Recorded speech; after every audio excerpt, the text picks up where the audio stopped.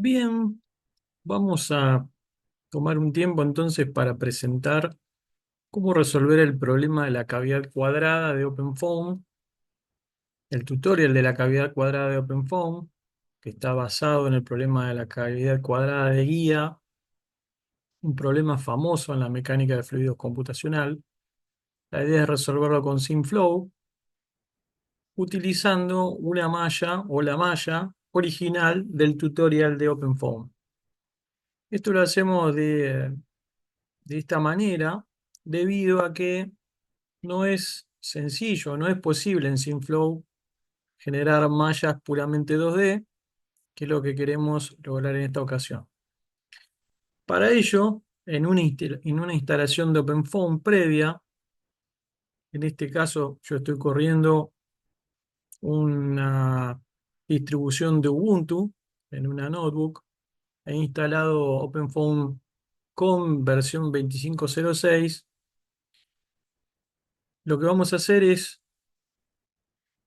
copiar el tutorial de Cavity en nuestro directorio de corrida, ejecutar el comando blockmesh y de esa manera generar, si ustedes miran dentro de la carpeta constant, polymesh, las estructuras de datos que corresponden a la malla. Luego, si uno genera un archivo comprimido con la carpeta constant, esto nos permitirá realizar una importación de malla en SimFlow, siendo esto una malla 2D. Si miramos en la carpeta constant polymesh barra boundary, nos vamos a encontrar con que el dominio tiene dos fronteras, una pared móvil y otra pared fija, que ya vamos a indicar lo que significan, y otro dominio, otra patch o frontera front and back, que nos va a estar indicando la cara delantera y trasera del dominio, lo cual vuelve el dominio 2D.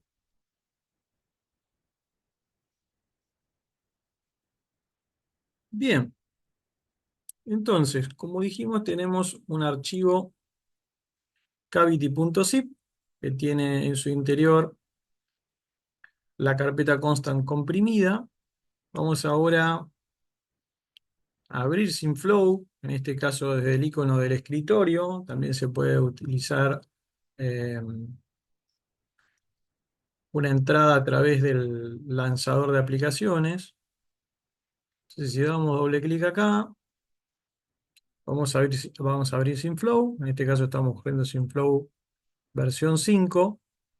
Para mis estudiantes de mecánica de fluido de computacional de la tecnológica, bueno, ustedes ya tienen una experiencia previa en SimFlow porque lo estuvimos usando para el caso de problemas de transporte, aunque como el problema de transporte lo realizamos sobre un caso de mecánica de fluidos, las ventanas que vamos a tener son las mismas. Lo único que ahora sí vamos a prestar atención en en algunos seteos específicos para poder resolver el flujo, ¿sí? No mantener un flujo congelado, sino resolver el flujo. Las opciones que vamos a utilizar son las del caso original, entonces los valores de ciertas constantes, etcétera, los vamos a ver directamente en los directorios de OpenFOAM del caso Cavity. Esto también nos va a poder permitir hacer un puente, una conexión entre lo que es SimFlow, es decir, un software de CFD con una interfaz gráfica, con lo que está contenido en los archivos de configuración de OpenFOAM, es decir, con el uso de una interfaz de usuario de texto. Entonces, lo primero que nos vamos a encontrar acá es con este workspace, ¿sí? Acá tenemos el caso de difusión 1D, que es el que ya estuvimos trabajando con ustedes, el caso Cavity, que es este mismo, pero en el que yo estuve haciendo algunas pruebas. Lo que vamos a hacer es comenzar un caso de cero. Para eso vamos a usar el botón New. Este botón New tiene dos opciones. Tiene un New Case, en donde comenzamos con un caso de cero, y la opción Import Case, que es la que vamos a usar nosotros. Si utilizamos la opción New Case, nos va genera un caso vacío. Después podemos importar, pero para importar tenemos que ir a las carpetas de OpenFOAM, es decir, tendríamos que tener instalado OpenFOAM con sus tutoriales para poder importar o para poder importar la malla desde ahí. En cambio, si hacemos import case, acá nos toma un archivo zip y en este caso vamos a usar el archivo zip de Cavity que va a estar disponible en los comentarios en la descripción de este video, ¿sí? Entonces aquí le damos import. Fíjense que nos ha generado acá un nuevo caso. Podemos renombrarlo. Vamos a ponerle aquí cavity-import. Bueno, no nos toma el guión bajo, cavity import. Ahora podemos hacer doble clic, con lo que nos vamos a encontrar, como ya hemos visto antes, es con una ventana de opciones y de este otro lado con una ventana de visualización 3D. ¿Sí? Como pueden observar, la malla es un paralelepípedo achatado, un slab sería en inglés, que tiene 1, 2, 3, 4, 5, 6, 7, 8, 9, 10, 11, 12, 13, 14, 15, 16, 17, 18, 19, 20 celdas en la dirección X, 20 celdas en la dirección Y y una sola celda en la dirección Z porque es la dirección en la que no nos interesa calcular. Fíjense también que las caras que forman los parches están pintadas con distintos colores. Por ejemplo, acá el marrón, tenemos un grupo, en verde tenemos otro grupo y en marrón más claro tenemos el adelante y atrás. Si uno, por ejemplo, hace clic aquí donde dice Fix Walls, fíjense que cambia de color diciéndonos que el borde Fix Walls, que es este que acabamos de iluminar, si no front and back, se ilumina cara delantera y trasera, indicando que, poniendo la condición de borde correspondiente, la dirección perpendicular a esta cara no va a ser resuelta. Es decir, las ecuaciones de Navier-Stokes van a ser resueltas solamente en la dirección X e Y y no en Z. Por otro lado, Moving Wall es la cara superior, o el patch superior, y con eso logramos ya tener en cuenta todas las fronteras, ¿sí? Es decir, no nos queda ninguna frontera del dominio sin estar identificada. Bien, otra cosa que podemos hacer es mirar acá en Regions. Si desplegamos acá los tres puntitos, nos vamos a encontrar con algunas opciones. Por ejemplo, podemos hacer un chequeo de malla, podemos hacer una renumeración de las celdas de la malla de manera que el perfil de la matriz sea más diagonal, o sea, o que los valores no nulos de la matriz del problema estén más cerca de la diagonal. Podemos escalar, trasladar, rotar. Podemos agregar, dividir baffles y otras operaciones sobre la malla. Hoy vamos a ver una de ellas también, con la cual vamos a trabajar. Fíjense que algunas están grisadas, como Add Cell Zones o Refine. Pero bueno, hasta aquí con lo que es la malla en general. Después aquí en los bordes, fíjense que también podemos realizar algunas tareas como refinar, extrudar, mezclar, extraer, ¿sí? Operaciones ya más avanzadas que no vamos a utilizar. Y lo que podemos hacer, y que es muy importante, es fijar condiciones de borde o tipo de frontera. Fíjense que acá para Fix Wall hemos elegido, o ya viene por defecto, que es una frontera tipo Wall, ¿sí? En donde vamos a poder fijar condiciones de borde para U y para P. Lo mismo para Moving Wall.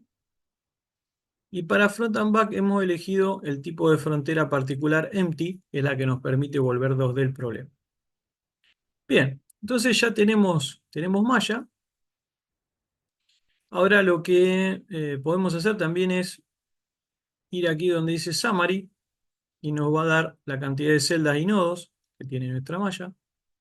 A parámetros no tenemos nada por ahora. Entonces podemos ir directamente al setup. Bien, lo primero que tenemos que hacer es decidir qué tipo de simulación vamos a hacer porque el setup cambia dependiendo justamente de eso. En este caso, como vamos a resolver un problema de Navier-Stokes incompresible transitorio, de todos los solvers, que son 51 los que están disponibles, vamos a aplicar algunos filtros. Si ya sabemos el nombre del solver que queremos utilizar, simplemente venimos a la lista y lo seleccionamos. Pero si no estamos seguros qué tipo de solver podemos usar, bueno, le decimos queremos que sea transitorio, incompresible, y ahí ya nos da una lista de los que cumplen esas condiciones, ¿sí? Si a su vez quisiéramos, por ejemplo, que fuese con turbulencia, la lista se hace más corta. Como acá no vamos a resolver con turbulencia, sino que vamos a utilizar un solver de Navier-Stokes básico, vamos a terminar eligiendo de todos los que hay aquí el que se llama ICO, o que aquí le llaman ICO, que en OpenFOAM es ICOFOAM, ¿sí? Como dice ahí, ICOFOAM es un solver para flujo laminar en fluidos no newtonianos, para el caso incompresible transitorio y con un enfoque simple de acoplamiento presión-velocidad.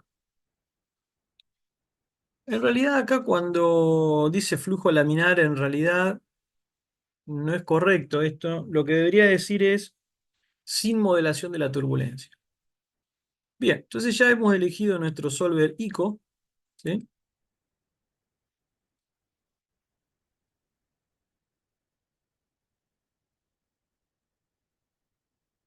Le damos seleccionar y al seleccionar nos va a pedir todos los parámetros relacionados con este solver de Navier-Stokes sencillo.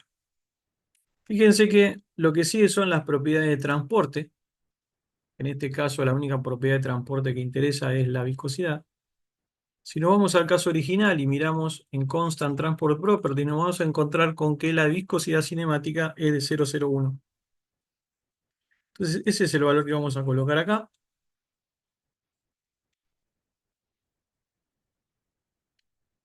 Luego vamos a pasar a la discretización.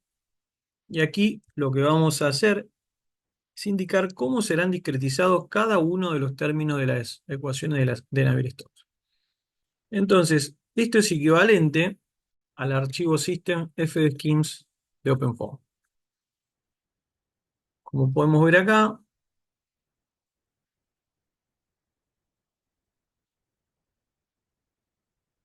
el esquema temporal que tiene colocado en el ejemplo es Euler,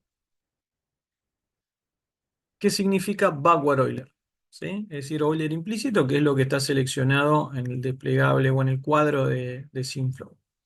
Vamos a la convección, a los esquemas que vamos a usar para discretizar el término de divergencia o advectivo de Navier-Stokes.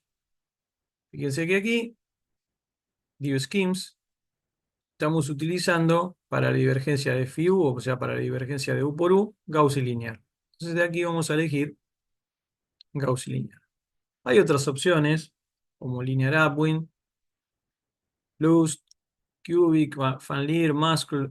Algunas de todas las opciones que tiene OpenFOAM, OpenFOAM tiene más, pero la gente de SimFlow ha decidido utilizar estas. ¿Sí? Por ejemplo, Linear Upwind es una diferencia de aguas arriba de segundo orden. Después tenemos Fanlir, por ejemplo, que es un esquema TBD. ¿Sí? Tenemos Quick, que eh, es un upwind con aproximación parabólica hacia la cara, que tendría precisión de tercer orden, y así otros, ¿no? Luego para los gradientes, ¿sí? Para los gradientes tenemos, eh, por defecto tenemos Gauss Linear, ¿sí? Fíjense que acá estamos usando lo mismo, no vamos a dar mucho más detalle en esto. Y para la interpolación tenemos el esquema lineal.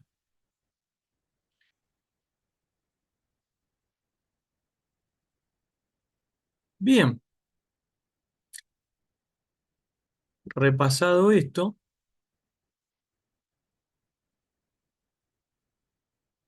también tenemos acá el SNGrad que está puesto más acá abajo. Este.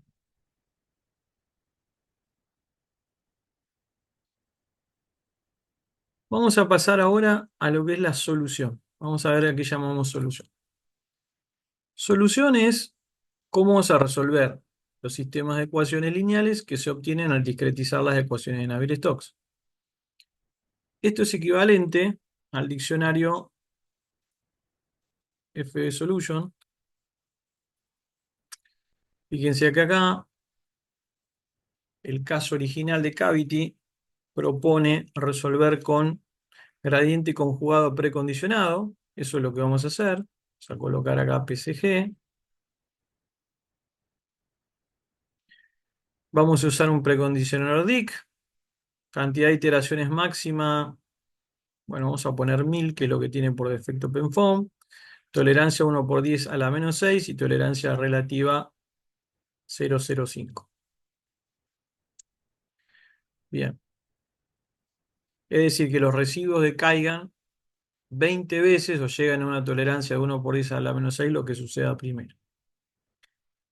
Bueno, para la U, acá propone usar Smooth Solver con un smoother sin Gauss-Seidel, que habría que ver acá, pero entiendo que es el primero. Después tiene, bueno, la cantidad de sweeps, iteraciones máximas, acá no están fijadas. Vamos a fijar al menos la tolerancia. Y con una tolerancia relativa a cero, es decir, que va a llegar hasta la tolerancia absoluta solicitada. Bien, después pasamos a las iteraciones piso, es decir, la cantidad de iteraciones de acoplamiento presión-velocidad que va a hacer el sistema. Fíjense que acá propone dos iteraciones, e iteraciones no ortogonales propone cero. ¿Por qué? Porque la malla es perfectamente eh, ortogonal. Bueno, después tiene esta opción residuals, que en principio es una opción que se dispone en solvers como PimpleFoam o SimpleFoam, no estaría disponible en IcoFoam. Luego tenemos esta opción Limits, que se hace a través de un FB Options, para los que saben algo de OpenFOAM. Básicamente nos da la opción de hacer un velocity damping. Si lo habilitamos, lo que nos permite acá es limitar la velocidad máxima del problema. Esto nos permite evitar, por ejemplo, que las velocidades de solución diverjan, ¿sí? Si nosotros, por ejemplo, sabemos que el problema está dominado por las condiciones de borde en cuanto a velocidad y la velocidad en la condición de borde es, por ejemplo, 10, sabemos que dentro del dominio nunca debería haber una velocidad mayor a 10, podemos entonces colocar, por ejemplo, que un max sea 20. ¿Por qué ponemos un valor levemente mayor? Porque si ponemos 10, podemos estar enmascarando problemas, es decir, que en algunas zonas del dominio la velocidad se dispare, es decir, que sea más grande de lo que debería ser ahí, pero como no es más grande que la de la condición de borde, nosotros pensamos que está bien. O sea, ahí nos conviene poner algún valor, qué sé yo, el doble de alguna condición de borde, y si llega hasta ahí, sabemos que en ese lugar está habiendo algún problema. Pero en este caso no lo vamos a habilitar. Bien, escalares pasivos no vamos a utilizar, ¿sí? No vamos a correr con escalares pasivos. Condiciones de operación. Bien, tenemos que definir si vamos a fijar la presión en algún lugar, pero para eso vamos a primero ver las condiciones de borde.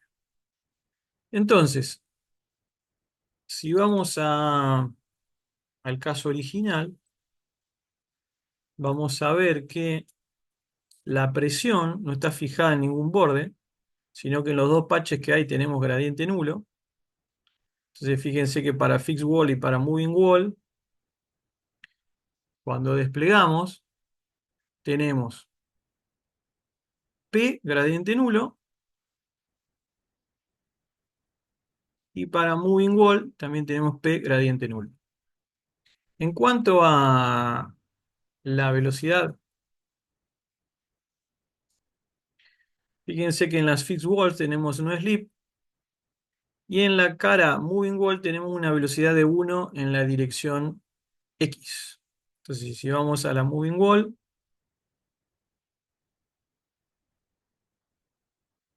si vamos a la moving wall, acá donde dice U tipo no slip, vamos a cambiar por fixed value y ahí vamos a poner justamente 100, es decir, una velocidad de 1 impuesta en la tapa superior. Bien, si vamos a la fixed wall, es decir, las paredes laterales, ahí vamos a poner no slip, es decir, estamos diciendo que la velocidad es nula o que se adhiere a la pared. Si la pared no se mueve, la velocidad es nula. Si la pared se moviese, la pared arrastraría el fluido. Bueno, qué quiere decir o qué quieren decir estas condiciones de borde? ¿Cuál es el problema que estamos resolviendo? Bueno, el problema de la cavidad cuadrada es un problema, en castellano le llamamos problema de cavidad cuadrada, pero en inglés es lead-driven cavity flow. Lead-driven significa flujo dominado por la tapa. ¿Por qué? Lo que tenemos básicamente acá es tres paredes laterales en donde la velocidad va a ser cero y una velocidad y una frontera superior donde la velocidad va a ser 1 en la dirección X. Es decir, estamos imponiendo que en la tapa superior la velocidad sea 1. Imagine esto, sería como en un canal, si este es esta es la altura del fondo del canal, es como tener en el fondo del canal un pequeño una pequeña cavidad, ¿sí? Justamente un pequeño hueco. Entonces, el fluido que pasa por la tapa produce o arrastra o difunde cantidad de movimiento produciendo o induciendo un movimiento circular dentro de la cavidad. Eso es lo que deberíamos ver. Es decir, el fluido que está arriba, que se mueve, va a ir arrastrando a las capas de fluido interiores a la cavidad, haciéndolas girar. Obviamente que al arrastrar las primeras capas de fluido, estas van a impactar contra la pared hacia la que se mueven, produciendo un aumento en la presión y una disminución de la presión en la pared anterior, digamos, de donde sale el fluido, ¿sí? Eso es lo que deberíamos observar. Es un flujo muy prototípico. Entonces, si volvemos a las condiciones de operación, vimos que la presión finalmente no quedó fijada en ningún lado. Pero como estudiamos en la materia, como la presión va a ser un problema elíptico, necesitamos fijar alguna condición de borde Dirichlet. Si no estamos fijando ninguna condición de borde Dirichlet, entonces tenemos que decir en dónde la presión va a tomar un determinado valor. Esto lo podemos hacer a través de una celda, por ejemplo, decir que en la celda 0 la presión valga 0, o bien podemos dar un punto. A través de ese punto, después OpenFOAM termina seleccionando una celda y colocando el valor que uno propuso. Entonces esto lo vamos a dejar acá. Como condiciones iniciales, lo que vamos a indicar es presión cero en todo el dominio y velocidad cero en todo el dominio. La condición inicial no es nada más y nada menos que los valores, tanto del campo P como del campo U, a partir de los cuales comienza a evolucionar el problema de valor inicial que queda configurado, ¿sí? Entonces esto empieza a evolucionar a partir de que toda la velocidad es cero, ¿sí? Que el agua está quieta, o que el fluido está quieto, porque agua no es, en principio no sería con una viscosidad de 0,01 eh, metros cuadrados sobre segundo, ¿sí? Entonces el agua, el fluido está en reposo, en la tapa aplicamos una velocidad y esto induce un movimiento, ¿sí? Bien, ¿qué más podemos fijar? Monitores, es decir, puntos de control, ¿sí? Para todo el volumen, en los bordes, estadísticas, ampleo, ¿sí? En donde podemos, en definitiva, marcar puntos donde queremos medir alguna cantidad, podemos calcular fuerzas, por ejemplo, podríamos calcular el corte en la tapa superior. Pero bueno, para comenzar, vamos a hacerlo con este seteo básico. Bien, ahora queremos ir al run. Aquí es donde vamos a decir cuánto tiempo queremos físico queremos correr y con qué paso de tiempo. Si miramos en el archivo System Control Dict, nos vamos a encontrar con que el paso de tiempo son 5 milésimas y el tiempo final son 0,5 segundos. Entonces, tiempo de simulación 0,5, paso de tiempo fijo 5 milésimas. ¿Cada cuánto queremos que nos escriba un estado a disco? Bueno, acá dice que lo hace por cantidad de pasos de tiempo, que no está disponible en Simscale. Nos dice que lo hace cada 20 pasos de tiempo, y si cada paso de tiempo tiene 5 milésimas, serían 100 milésimas, que es 0,1 segundo, ¿sí? Después tenemos esta opción Clean Old Result Files, que básicamente uno le dice cuántos archivos de estado quiere tener. Entonces, cuando OpenFOAM va corriendo, o cuando SimFlow va corriendo atrás de OpenFOAM, va escribiendo a disco, pero siempre mantiene los últimos dos estados. Los anteriores los va borrando. Esto es una manera de ahorrar espacio en disco, pero después a la hora de postprocesar solamente disponemos de los últimos dos pasos de tiempo, ¿sí? O de los últimos dos pasos de tiempo escritos, ¿sí? Entonces, en este caso no lo vamos a hacer, vamos a dejar todos y nos va a escribir básicamente 10 estados, del 0,1 hasta el 1 y el 0 que ya es la condición inicial. Bien, entonces ahora vamos a poder hacer run, vamos a venir a run, bueno, estábamos ahí, pero nos da la opción ahora de correr la simulación. Podemos grabar el caso, para grabar todas nuestras configuraciones, le damos correr.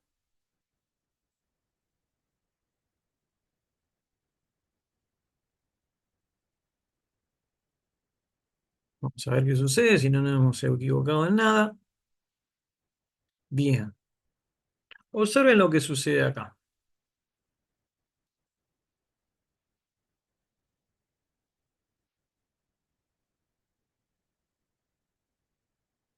En la ventana de abajo tenemos la salida de ejecución de OpenFOAM, ¿sí? Como si uno lo hubiera corrido a través de la consola, ¿sí? Y acá nos va mostrando que, por ejemplo, para el tiempo 0,5, el número Courant máximo es 0,85, ¿sí? Em, Aquí nos muestra cuando resolvemos para la presión, cuando resolvemos para la primera vez de piso, para la segunda vez de piso, y nos reporta el residuo inicial, que es el residuo del sistema lineal antes de resolverlo. Obviamente, después de resolverlo, el residuo va a ser más chico que la tolerancia que colocamos, ¿no? Pero acá hay un detalle. Como el problema de la cavidad cuadrada laminar tiene una solución estacionaria o cuasi estacionaria, a medida que vamos avanzando en el tiempo, el campo solución que obtenemos es tanto más parecido con el del paso siguiente. Entonces, al ensamblar las ecuaciones de vuelta, el residuo que obtenemos ya es muy chico, porque la solución del nuevo paso de tiempo es prácticamente la misma que la del paso anterior. Por eso vemos que los residuos a lo largo del tiempo se hacen cada vez más pequeños. Y esto es porque vamos hacia un estacionario. Si el problema fuera eminentemente transitorio, es decir, que en todos los pasos de tiempo la solución cambia, situación que es normal cuando el problema es turbulento. Entonces lo que vamos a notar es que estos residuos caen a medida que ejecutamos los pasos de piso, es decir, las iteraciones de acoplamiento, presión, velocidad, pero en el próximo paso de tiempo estos residuos vuelven a subir, porque la solución evoluciona, ¿sí? Bien, ahora podemos ir al modelo, tenemos lo mismo que antes, nuestro modelo aquí, pero ahora lo que podemos hacer es postprocesar. Para postprocesar, ¿sí? Podemos exportar los datos y visualizarlos con otra herramienta, por ejemplo, con la interfaz de usuario de Fluent, con Insight, o podemos exportar en el formato BTK y abrir esos archivos BTK con Paraview. Otra opción que tenemos, que ya viene integrada en Synflow, es abrir directamente una instancia de Paraview. Lo que hace es abre Paraview y ya abre directamente el caso que estamos corriendo.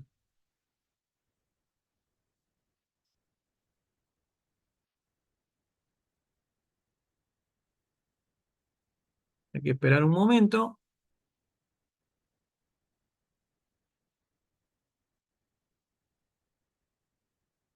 y se abre Paraview, cerramos, deshabilitamos esta opción que dice Skip Zero Time para poder ver el paso inicial, aplicamos y lo que tenemos, en este caso, abre la ventana mostrándonos el campo de presiones. ¿Sí? Yo no soy muy amigo de usar esta paleta de colores, entonces voy a pasarme una paleta de colores más tipo arcoíris. Ahí vemos que el azul es menos 4,4 pascales sobre densidad y el rojo 4,8 pascales sobre densidad. Fíjense que sucede lo que dijimos, el hecho de que al aplicar una velocidad hacia la derecha, el fluido se encuentra con una pared y para doblar tiene que aumentar la presión. Veamos lo que sucede en velocidad. También vamos a cambiar la escala de colores. Fíjense que obviamente las velocidades son más altas en la etapa superior.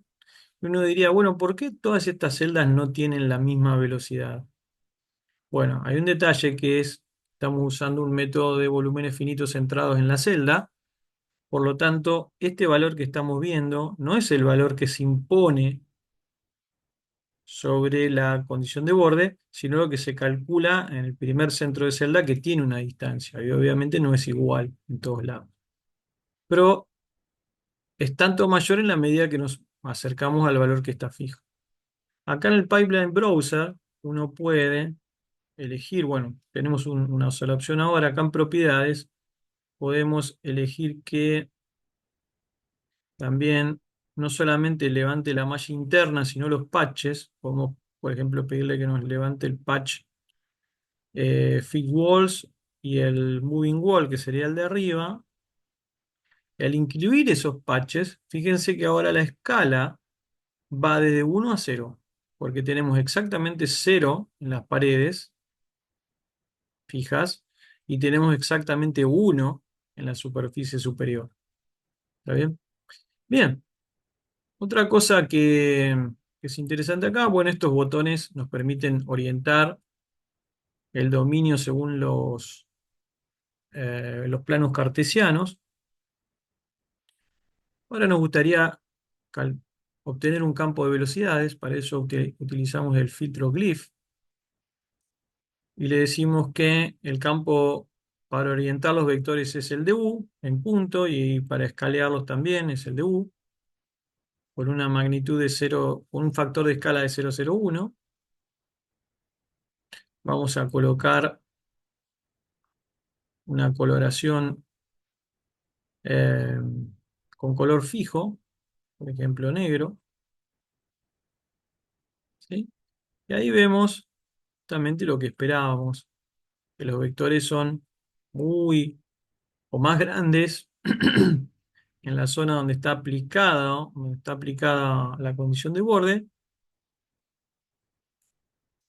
esa cantidad de movimiento difunde hacia adentro, pero obviamente hacia las paredes donde está fija la velocidad nula, los vectores disminuyen, ¿no? Entonces, otra cosa que podemos hacer es usar vectores 2D. A mí me gusta usar estos vectores más que los vectores 3D, que se ve bien el campo.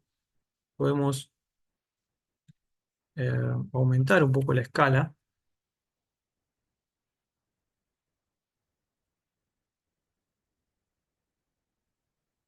Bien.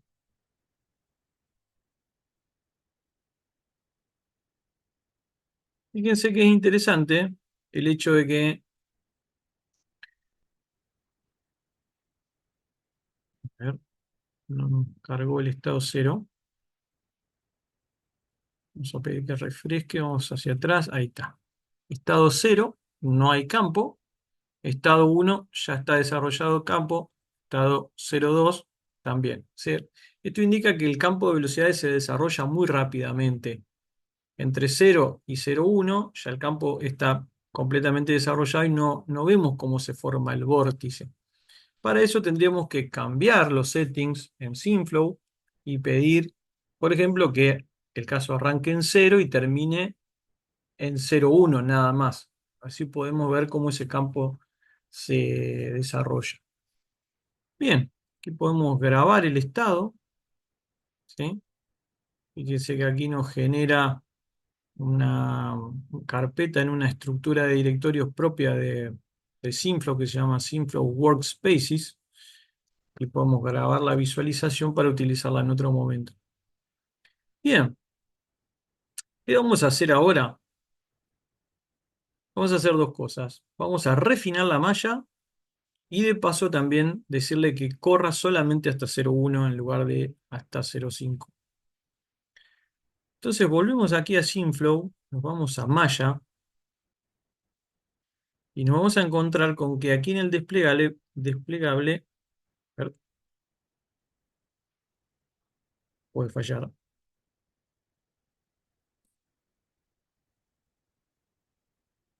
Bueno, acá debería, hoy me dejó entrar, no sé por qué ahora no.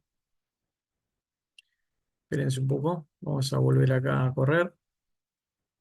Reseteamos simulación. Con eso borramos todos los estados que teníamos. Vamos a cerrar esta visualización. Volvemos a Maya. Ahora sí tenemos disponible este desplegable. Pero fíjense que la opción de refinar está grisada. ¿Por qué? ¿Por qué está grisada? Porque tenemos que decirle eh, qué celda queremos elegir para refinar. Entonces, lo primero que necesitamos saber es qué dimensiones tiene este dominio. Para eso podemos usar la opción check. Esto hace un chequeo de malla usando el comando check measure openFOAM. Fíjense que aquí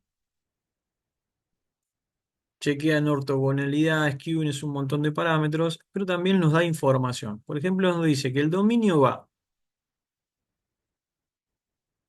la esquina inferior izquierda trasera es 0,01 y la superior derecha delantera es 0,1,0,1,0,0,1. Ese es el dominio. Entonces lo que vamos a hacer es generar una caja de ese tamaño. Para esto nos vamos a Geometry, hacemos clic en Box, le decimos que el origen va a estar en 0, 0, 0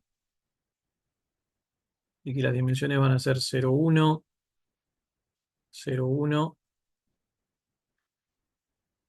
0,01.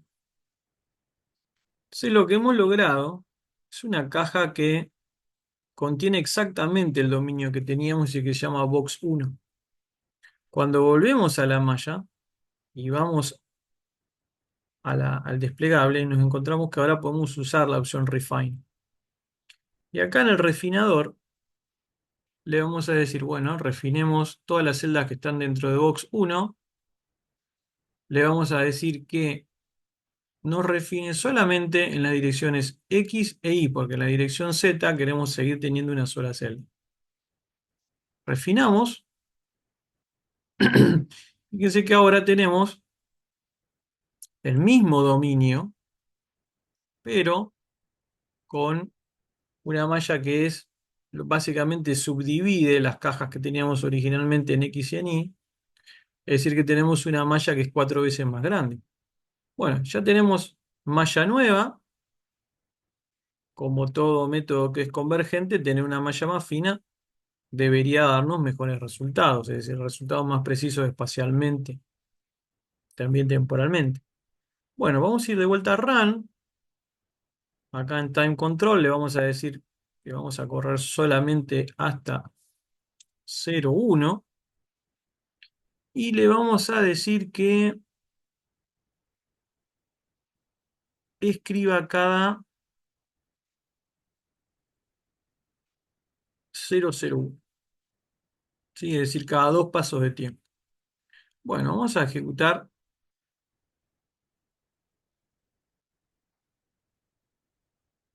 otra vez. Los residuos fueron reduciéndose. Único que acá fíjense que el número de Courant es un poquito alto.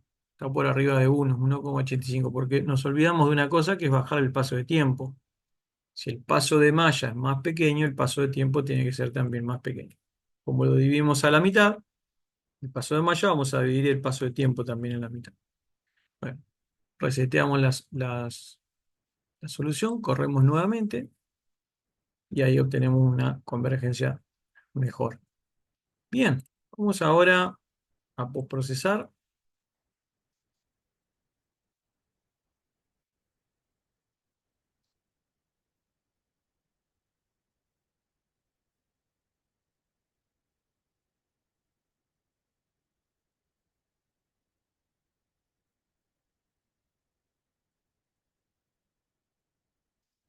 Cerramos aquí, aplicamos.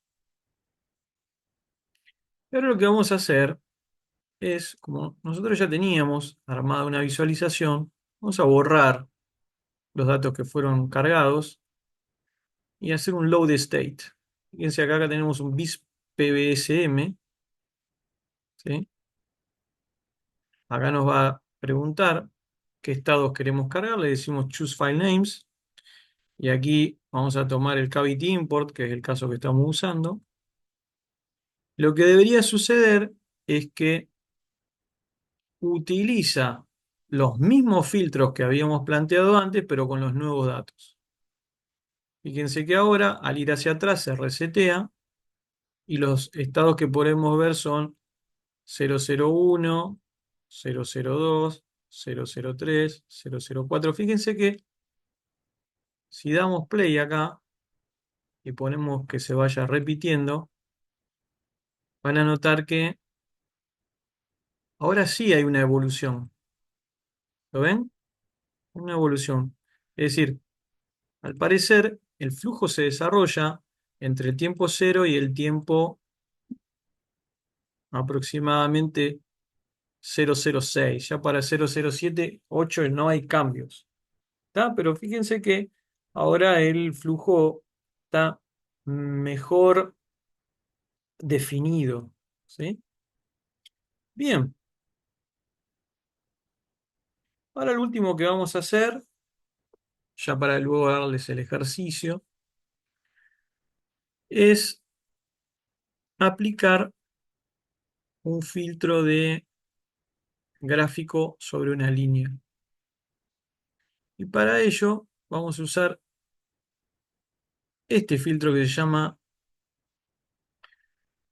plot overline, dibujar sobre una línea, en el cual le vamos a decir cuál es el punto inicial y cuál es el punto final. Le vamos a decir, bueno, tomemos una línea paralela al eje X.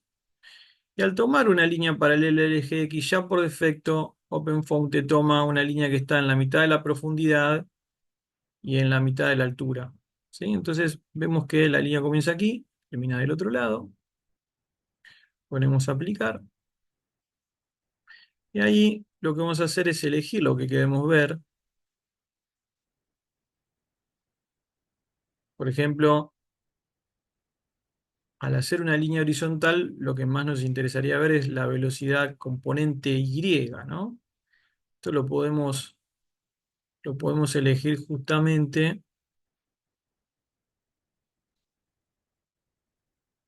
A ver, venimos acá, hacemos clic de este lado y le decimos quiero ver UI.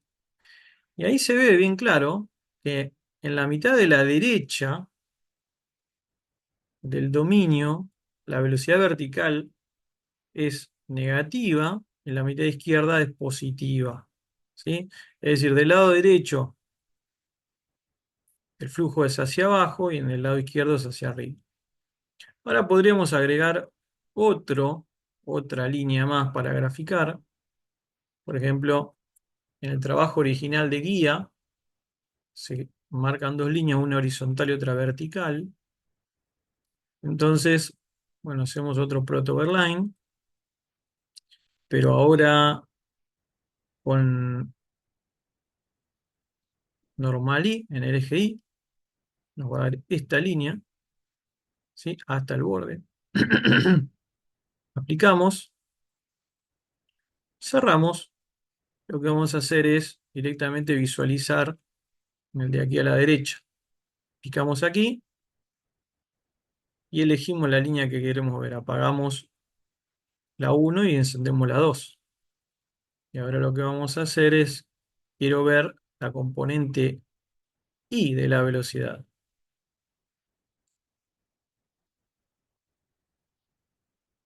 Uy, perdón, UX, porque la línea es vertical. UX, ahí.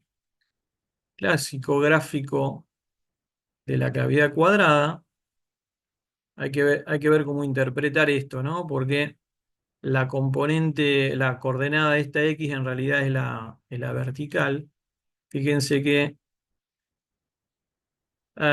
esto va entre 0 y 0,1. 0 sería aquí abajo y 0,1 sería aquí arriba. Fíjense que arriba la velocidad es 1, coincidiendo con la condición de borde que estamos colocando. Abajo la velocidad es 0, también coincidente con la velocidad que estamos colocando. Y en la medida que vamos de arriba hacia abajo, la velocidad es positiva y cada vez más pequeña, hasta que en un momento pasa por 0. Fíjense, en un momento pasa por 0, que sería aquí, donde no tengo ni velocidad hacia la derecha ni hacia la izquierda, y después comienza a ser cada vez más grande y negativa, que cuando tenemos el flujo reverso, hasta que llega a 0. Entonces ahí pudimos visualizar ah, las componentes de estas velocidades en dos líneas de interés. Vamos a grabar también el estado para tenerlo. Y ahí quedaría listo. Esto lo podemos dejar abierto también. Esto es otra cosa que se puede hacer. Dejamos abierto esto, corremos de vuelta y sin lanzar de nuevo el postprocesador, directamente recargamos los datos. ¿Sí? Entonces, ahora uno podría hacer otra corrida, por ejemplo, sabiendo que las cosas evolucionan solamente hasta 0,06. Podríamos decirle, bueno, corramos solamente hasta 0,06. Eh, Tengamos una salida cada 1 por 10 a la menos 3. No, porque el paso es 2,5 por 10 a la menos 3. Bueno, escribamos en cada paso de tiempo 2,5 por 10 a la menos 3. Bien, borramos lo que tenemos, corremos otra vez,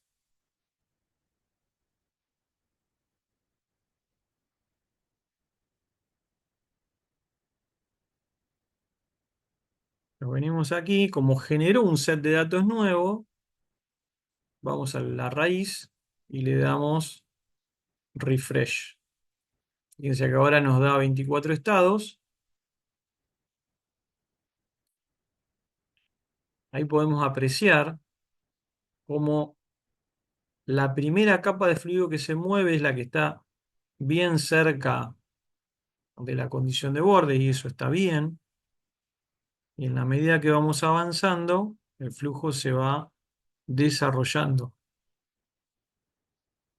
hasta que alcanza su estado desarrollado en donde ya no cambia o casi no cambia. Las presiones deberían ir cambiando también. Vamos a sacar el campo de velocidades. De paso, colocamos arco iris acá.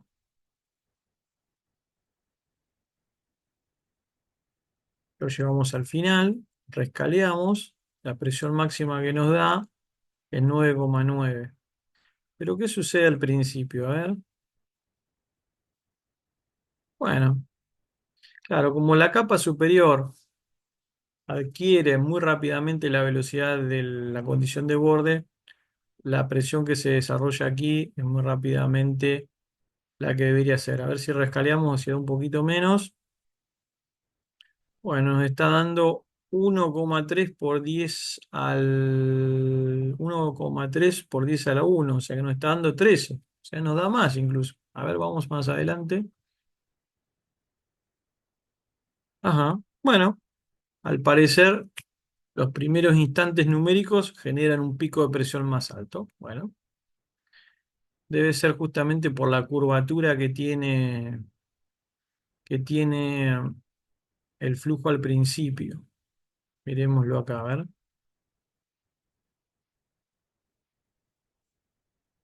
Es decir, que este giro es más violento. Bueno, son detalles del flujo que a veces van en contra de lo que uno piensa. Bueno, grabamos este último estado y con esto daríamos por terminado el tutorial. Volvemos a SimFlow. Para salir, bueno, grabamos el caso. Para salir utilizamos ups, hacemos File Exit. Muy bien, vamos a dejar de grabar.